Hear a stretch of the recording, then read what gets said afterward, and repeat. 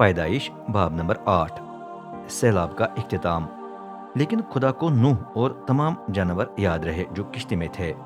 اس نے ہوا چلا دی جس سے پانی کم ہونے لگا، زمین کے چشمے اور آسمان پر کے پانی کے دریچے بند ہو گئے اور بارش رک گئی۔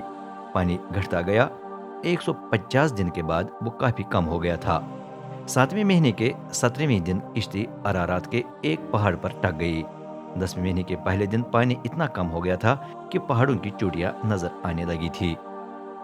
40 دن کے بعد نوح نے کشتی کی کھڑکی کھول کر ایک کوا چھوڑ دیا اور وہ اڑ کر چلا گیا، لیکن جب تک زمین پر پانی تھا وہ آتا جاتا رہا۔ پھر نوح نے ایک کبوتر چھوڑ دیا تاکہ پتہ چلے کہ زمین پانی سے نکل آئی ہے یا نہیں، لیکن کبوتر کو کہیں بھی بیٹھنے کی جگہ نہ ملی کیونکہ اب تک پوری زمین پر پانی ہی پانی تھا۔ وہ کشتی اور نوح کے پاس واپس آ گیا اور نوح نے اپنا ہاتھ بڑھایا اور کبوتر کو پکڑ کر اپنے پاس کشتی میں رکھ لیا۔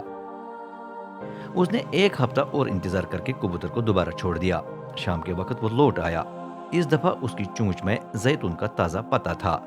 تب نوح کو معلوم ہوا کہ زمین پانی سے نکل آئی ہے۔ اس نے مزید 1 ہفتے کے بعد کبوتر کو چھوڑ دیا۔ اس بار وہ واپس نہ آیا۔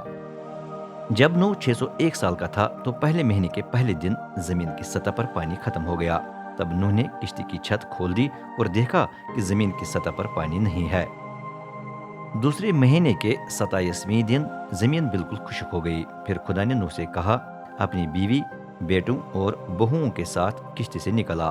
جتنے بھی جانور ساتھ ہیں انہیں نکال دے، خواہ پرندے ہوں، خواہ زمین پر پھرنے یا رینگنے والے جانور۔ وہ دنیا میں پھیل جائیں، نسل بڑھائیں اور تعداد میں بڑھتے جائیں۔ چنانچہ نوح اپنے بیٹوں اور اپنی بیوی اور بہوؤں سمیت نکل آیا۔ تمام جانور اور پرندے بھی اپنی اپنی قسم کے گروہوں میں کشتی سے نکلے۔ اس وقت نوح نے خدا کے لیے قربان گاہ بنائی۔